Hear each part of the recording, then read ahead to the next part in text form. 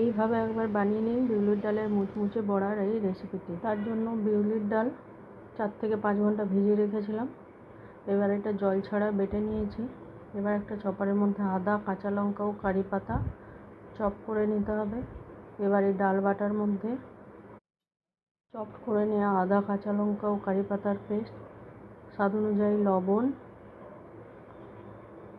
2 বড় চামচের মতো চালের গুঁড়ো ও কিছুটা পরিমাণ গোটা জিরে দিয়ে ভালো করে মাখিয়ে নিতে হবে। এবার এই শেপে তেলে ডিপ ফ্রাই করে নিলে রেডি হয়ে যাবে বিউলির ডালের মুচমুচে বড়ার রেসিপিটি।